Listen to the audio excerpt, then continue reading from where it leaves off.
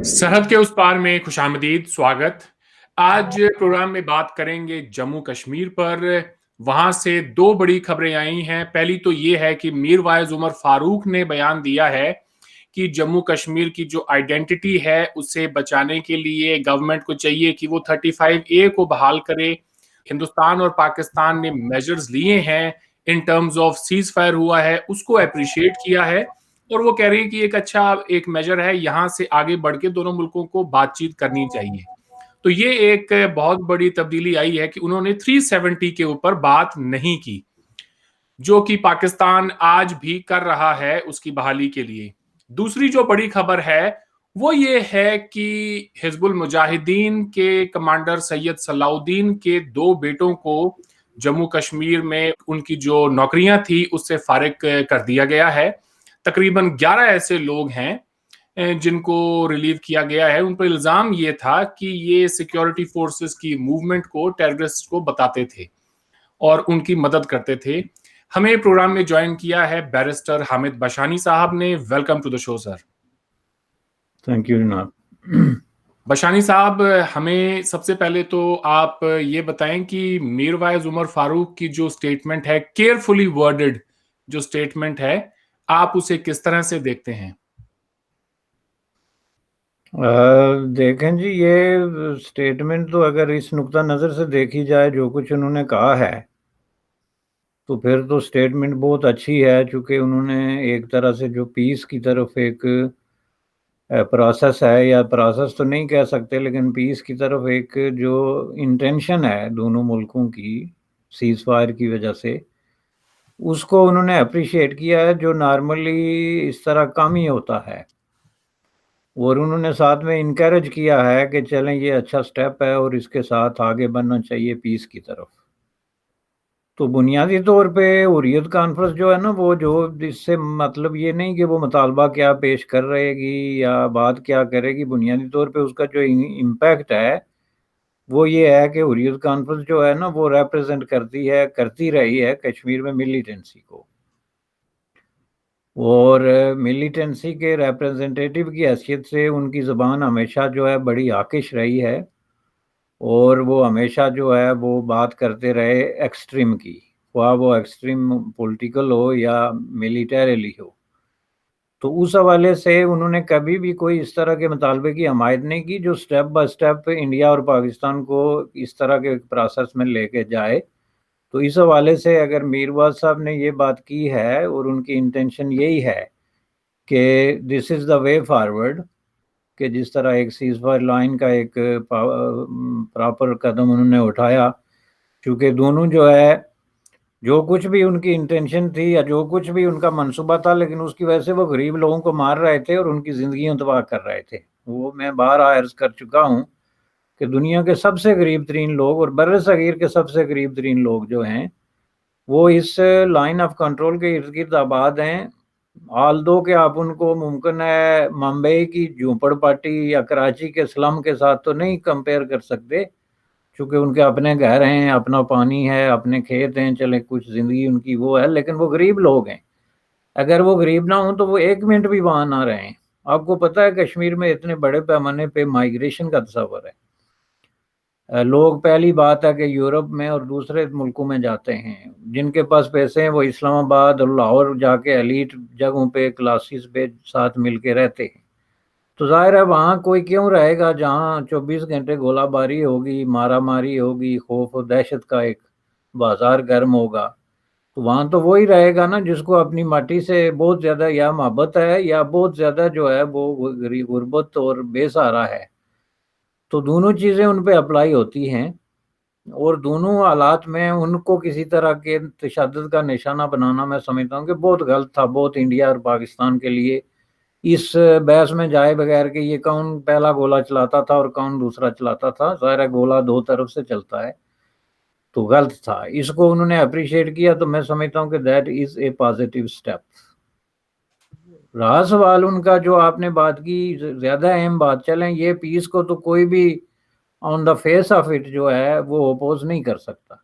जी बिल्कुल। पीस एक एक्सेप्टेड किस्म की एक اسٹیٹ ہے، اسٹیٹ آف تھنگز ہے جس کو ہم دنیا نے ایکسیپٹ کیا ہے کہ پیس کا کوئی نعمل بدل نہیں ہے. تو کوئی پاگل آدمی کہہ سکتا ہے کہ نہیں نہیں پیس کو ہٹاؤ اور گولی چلاؤ یا جنگ کرو یا مار داڑ کرو یا خوف و ہراس کی سچویشن کو برقرار رکھو. لیکن جو ان کا دوسری چیز ہے وہ زیادہ امپورٹنٹ ہے جو آپ نے پوائنٹ آؤٹ کی ہے کہ انہوں نے 35 کی تو مانگ کی ہے لیکن 370 کو انہوں نے مینشن نہیں کیا which was a deliberate act. یہ بھول چوک کی بات نہیں ہے چونکہ 370 بہت بڑا ایشو ہے. تو اب اس وقت اگر میں کشمیر پہ بول رہا ہوں تو میں 370 یا 35 نہیں بول سکتا، کوئی بھی نہیں بول سکتا.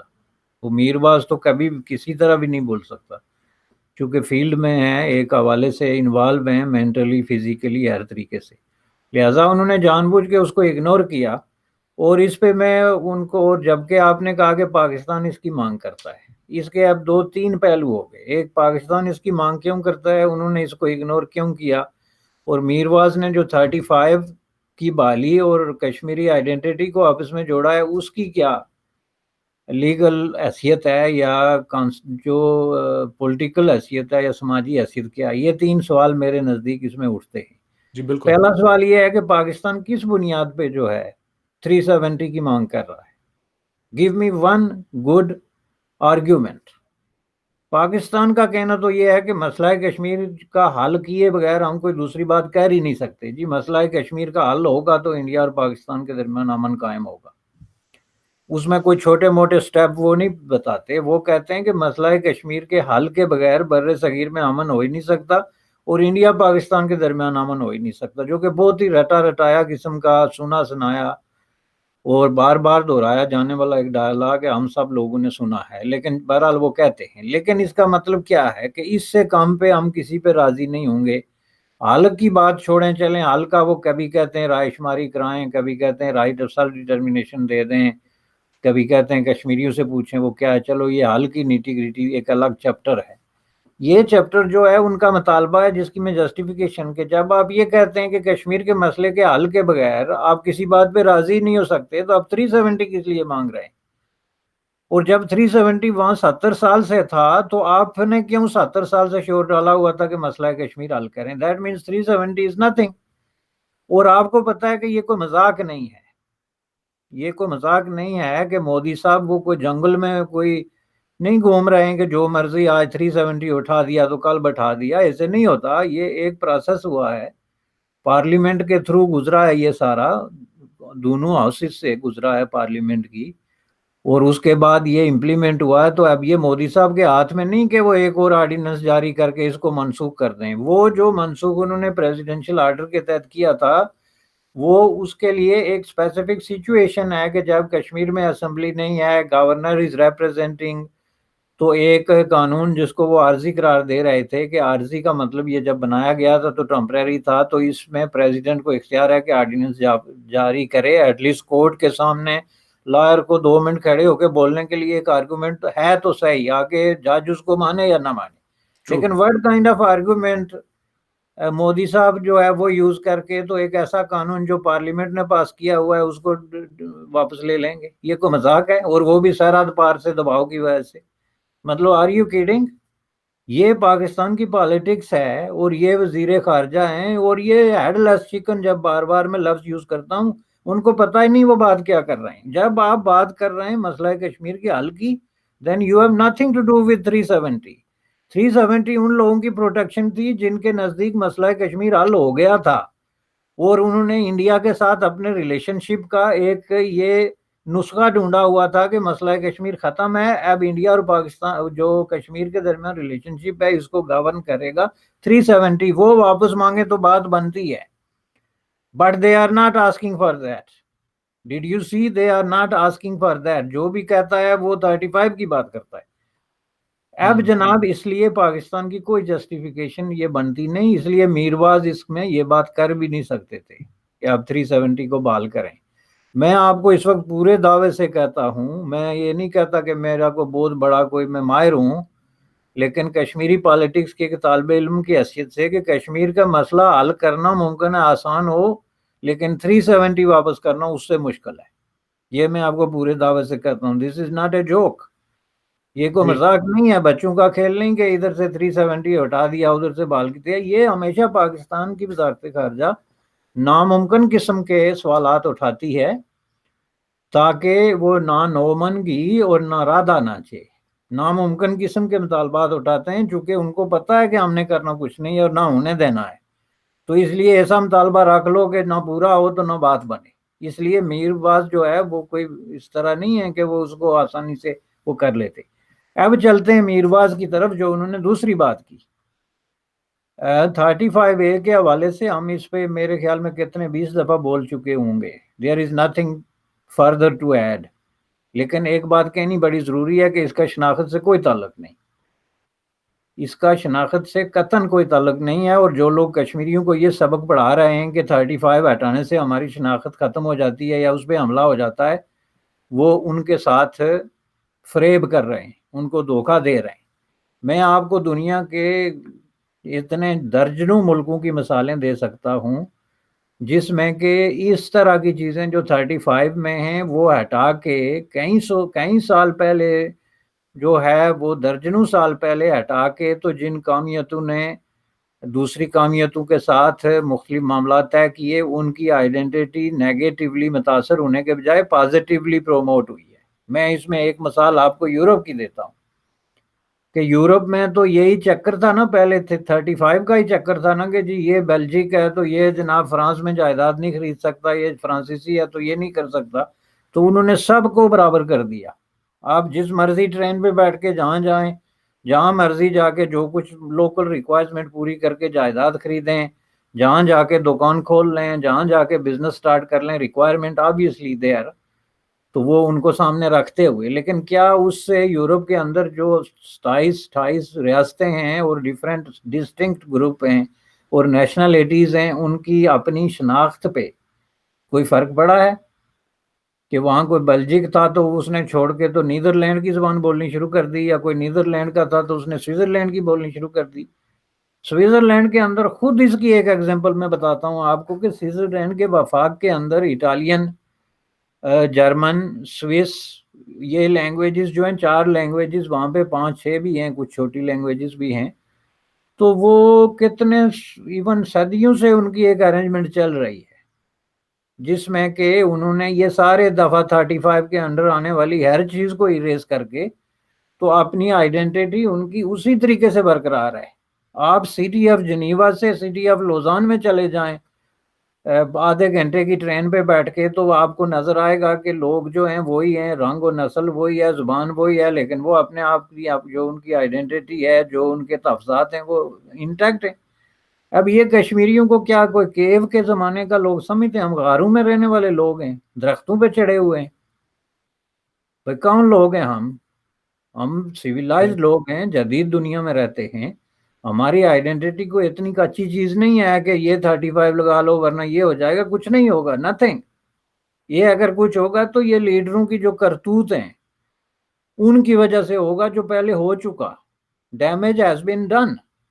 جو کچھ بھی ہونا تھا وہ ہو چکا. اس لیے یہ 35 والی بات بھی نہیں ہے. جو لوگ مطالبہ کر رہے ہیں کہ کشمیر کا مسئلہ حل ہو، ان کا کوئی رائٹ نہیں بنتا کہ وہ 35 یا 370 کی بات کریں، کیونکہ وہ تو پورا ایک پیکج ہی الگ اٹھا کے دے رہے ہیں نا جی کہ یہ ہو.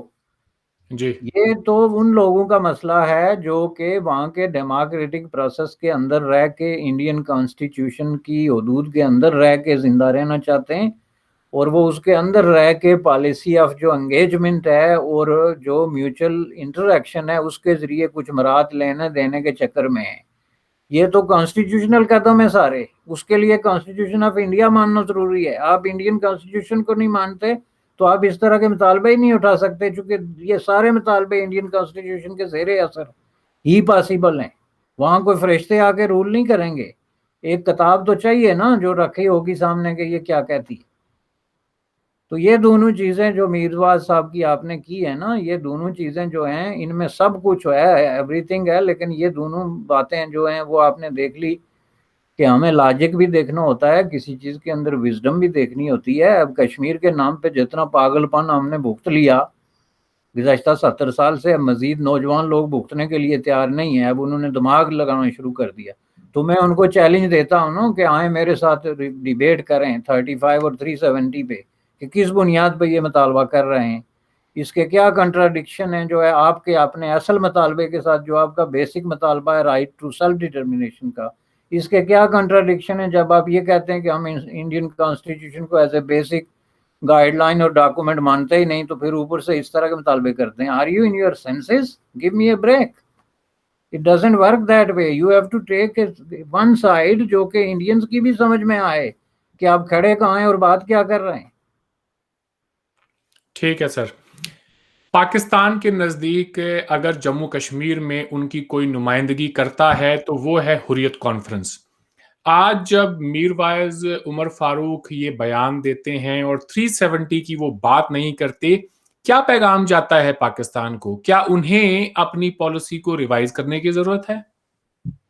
نہیں، اس پیغام کے علاوہ بھی ان کی اپنی پالیسی کو ان کو ریوائز کرنے کی ضرورت ہے. جی، حریت کانفرنس کو انہوں نے ڈچ کر دیا تھا. یہ جب انہوں نے نیا ٹرن لیا تھا تو اس میں سب سے پہلے انہوں نے حریت کانفرنس کو ڈچ کیا تھا.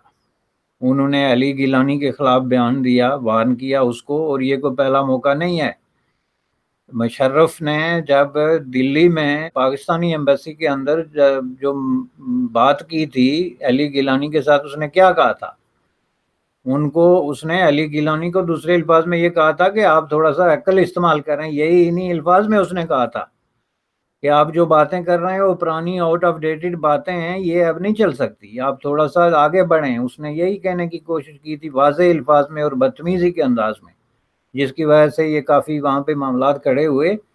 دوسری دفعہ عمران خان کے دور میں ابھی ریسنٹلی جب یہ اگست 5 کا واقعہ ہوا تو پھر انہوں نے حریت کانفرنس کو ڈچ کیا، کیونکہ حریت کانفرنس پہلے کی طرح سمجھتی تھی کہ اب ہمیں جو ہے وہ سپورٹ ملے گی پاکستان کی طرف سے، اور انٹرنیشنلی یہ جو رولا پڑتا رہتا ہے جو ایک بار پھر شروع ہو گیا ہے، اب رولا پڑے گا، کانفرنسز ہوں گی اور یہ سارے معاملات ہوں گے، تو انہوں نے ان کو کہا کہ چپ بیٹھ جاؤ.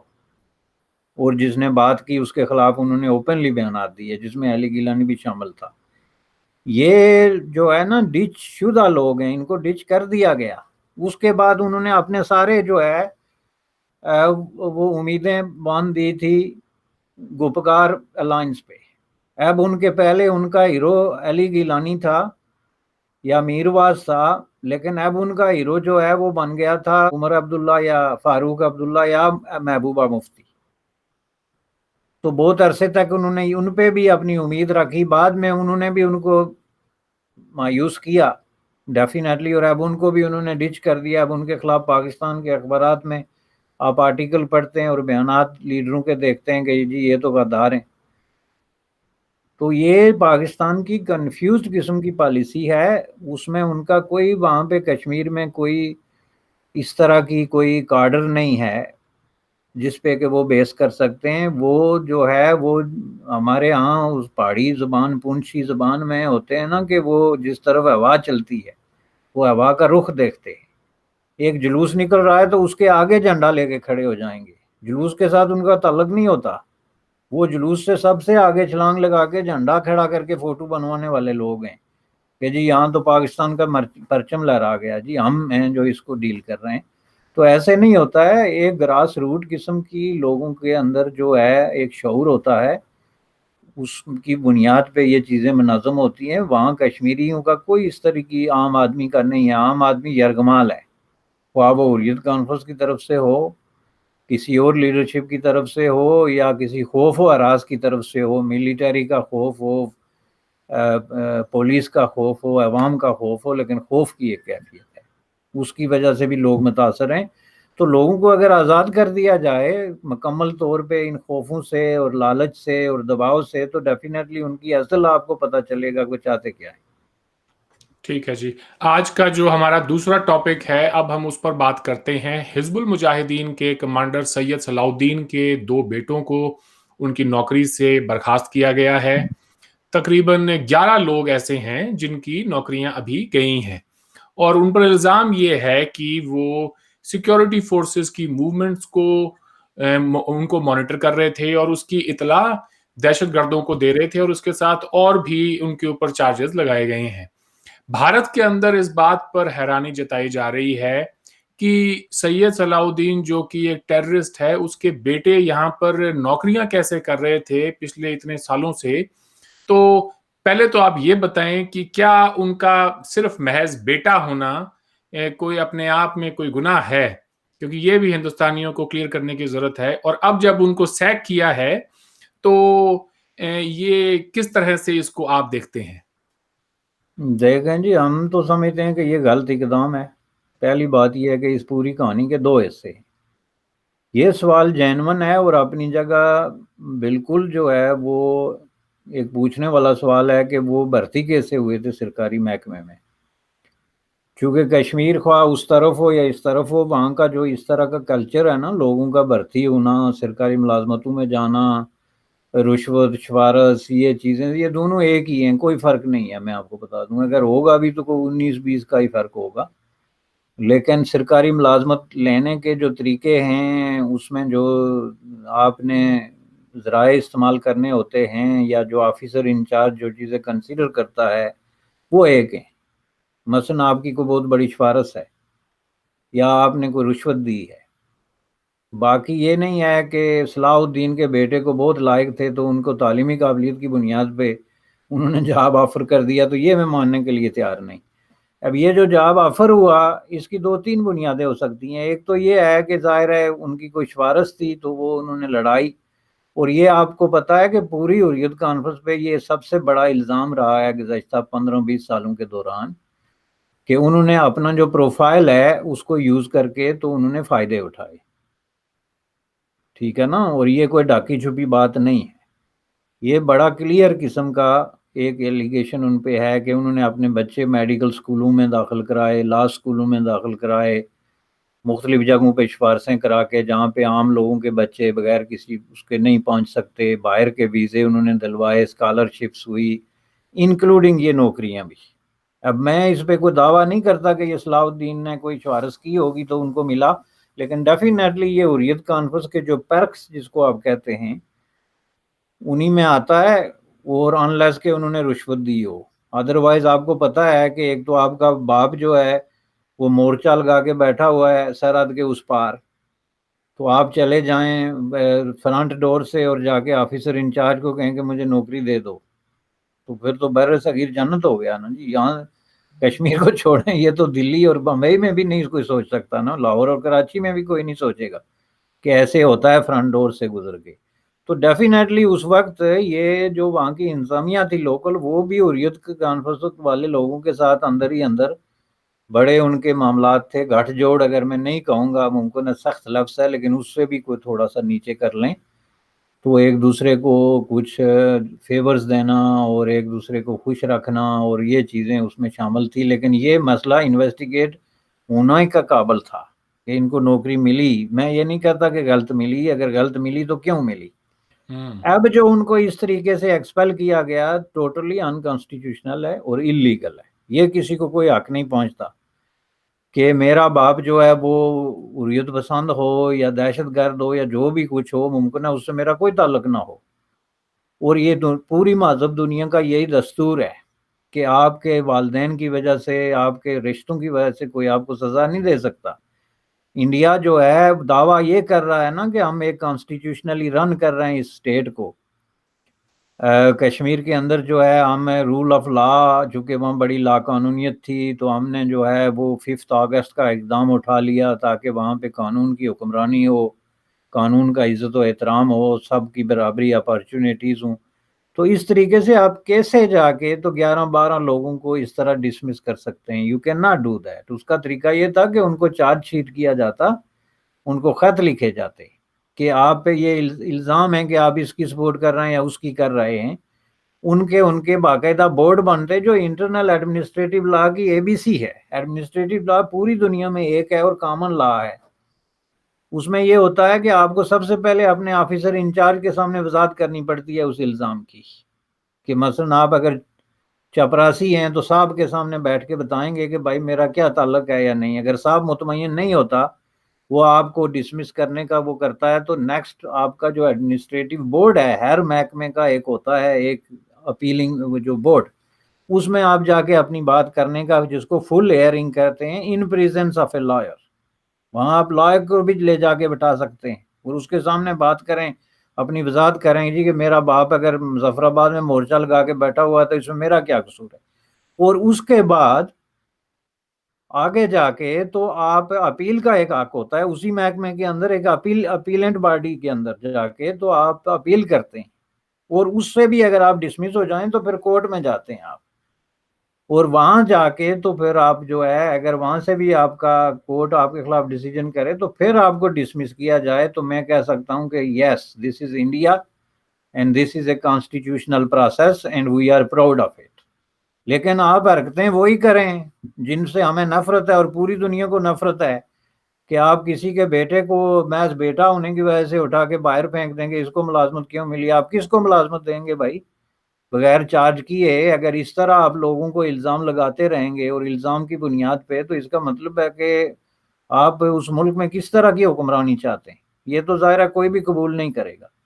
تو اس لیے اب اگر یہ ہو گیا تو ڈیفینیٹلی ان کے لیے عدالتوں کے دروازے کھلے ہیں، بجائے اس کے کہ ان کی کیریکٹر اسیسینیشن کا ایک پروسیس شروع ہو، میڈیا ٹرائل شروع ہو. ان کو حق ملنا چاہیے کہ وہ عدالت میں جائیں، اور اگر وہ ثابت کر دیتے ہیں عدالت میں کہ وہ بے گناہ ہیں تو they should go back to their jobs irrespective of this thing کہ وہ کس کے باپ ہیں یا کس کے بیٹے ہیں. لیکن اگر عدالت میں یہ پروو ہو جاتا ہے کہ ان کا تعلق کسی دہشت گردی سے ہے یا کوئی اس طرح کا انہوں نے ناجائز طریقہ اختیار کیا تو دے مسٹ بی ڈسمسڈ.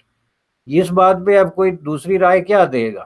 یہ تو ایک سیدھا سیدھا کوشچن آف لا اور فیکٹ ہے، اور ہر بندہ جو کہیں نہ کہیں رول آف لا پہ بلیو کرتا ہے وہ اس کے علاوہ کیا کہہ سکتا ہے؟ اس کی کوئی تعریف کر سکتا ہے؟ اور اگر تیسری چیز جو ہے پولیٹیکلی اسپیکنگ، مظفر آباد جو ہے سری نگر سے کتنا دور ہے؟ 140 کلومیٹر ہے نا. تو آپ بڑکیں لگاتے ہیں کہ ہم بہت بڑی طاقت بننے والے ہیں، پتہ نہیں کیا کرنے والے ہیں، ہماری فوج اتنی ہے. 140 کلومیٹر دور ایک آدمی مورچہ بنا کے بیٹھا ہوا ہے آپ کے خلاف، آپ اس کو کچھ نہیں کر سکتے. تو آپ اس کے بیٹے کو بیچارے کو اٹھا کے باہر پھینکتے ہیں کہ تمہارا روزگار چھینتے ہیں ہم تاکہ تمہارے بچے بھی بھوکے مریں اور وہ بھی بندوق اٹھائیں. یہ ہوئی نا عقل کی بات. اس پہ ہم سوائے داد دیے اور کیا کر سکتے ہیں؟ ٹھیک بات ہے. میں اس بارے میں بالکل جی میرے بھی کچھ یہی خیالات ہیں. بشانی صاحب بڑا آسان ہوتا ہے کہ آج کے دور میں پاپولسٹ بن جانا اور پولیٹیکل پارٹیز کی حمایت میں چلے جانا اور یہ کہنا کہ جو بھی قدم اٹھایا ہے ہر قدم جی بالکل نایاب ہے اور اس سے بہتر کوئی بات ہو ہی نہیں سکتی تھی. اس طرح سے نہیں ہوتا ہے. ہر وہ انسان جو اس مہذب دنیا میں رہتا ہے، جو جانتا ہے کہ قانون کس طرح سے کام کرنا چاہیے اور اس کے مطابق ہر انسان کو ویسے ہی اس کو ٹریٹ کیا جانا چاہیے، جب نہیں کیا جاتا ہے تو پھر وہ چاہے سید صلاح الدین کا بیٹا ہو یا کسی بڑے پرائم منسٹر کا بیٹا ہو، کسی رولنگ پولیٹیکل پارٹی کا کوئی بیٹا ہو، اس سے فرق نہیں پڑتا. بالکل. تو ایک فیئر ٹرائل ہر کسی کا، ہر انسان کا بنیادی حق ہے، پھر وہ اسامہ بن لادن ہی کیوں نہ ہو. آج آپ نے وقت دیا، آپ کا بہت بہت شکریہ. آپ سے پھر بات ہوگی sir. Thank you so much. Thank you.